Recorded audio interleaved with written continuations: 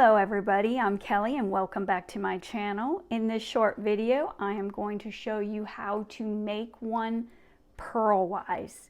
And that would probably have an abbreviation of M1PW, or it might just say it in the instructions what you need to do.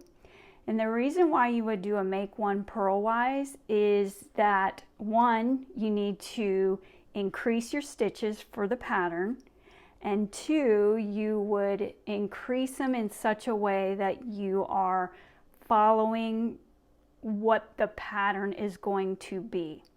So let's say one row or section is going to be 3 purls, then you will put an extra purl basically in that section that it calls for, so it can blend nicely. So let me show you real quick how to do that.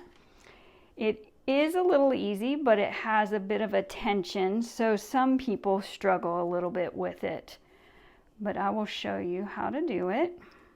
Get in here a couple times. So let's say the pattern is going to be calling for a purl 3. So you're going to probably start with a purl. Let's just say you'll start with a purl. And then what you're going to do is you're going to pick up this bar right here in the middle, and then you're going to go from you're going to take your left needle and you're going to go through the front of that. So I just place it on there. Some people just can reach over, they can pick it up, but you're going to pick this up from the front, because whenever you do a make one right or make one left, you want the stitch to be somewhat twisted so it's a tight stitch when you do this. Otherwise, you'll create a hole. But you're going to put this going through the front, pick that up, and then what you're going to do is you've purled one, so your yarn is already in front. But if you knit that one, you would move your yarn to the front, pick that bar up, and I'll show you again. And then you're going to kind of turn it to where your 2 needles are parallel to each other. And then you're going to put that right needle in through that stitch purl-wise, but kind of like a twisted stitch through the back. And then you're going to pull that through and drop it off. And then if I put my working yarn in the back, you'll see it's a perfect purl right there. So we're going to do that again. Get over a couple. Now I'm going to do it with the yarn in the back, because I just knit this. Not do it with the yarn in the back, but start. So again, pick up that stitch or the bar in the middle. And now you've got this little twist.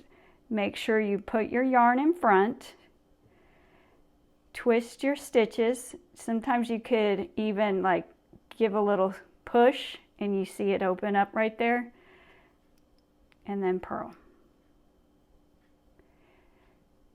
It's simple, it just has a bit of a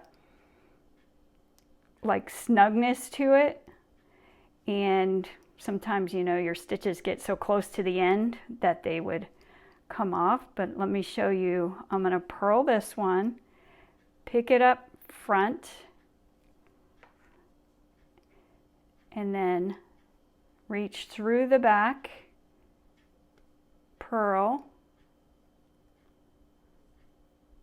but then I'm going to purl the next one. And then as you can see, now I have 3 purls. So if I'm going to just purl this row in the pattern, I've got it perfectly set up for that. You know, you have a simple 1x1 brim or whatever it calls for, but the body calls for this, then you have that. I'm going to do this one more time. Again, pick it up from the front, twist your needles, slide it through, and look, I left it in the back. So you'll know you're doing it wrong if you don't have your yarn straightened. So I'm going to place it in front, and then I'm ready to purl.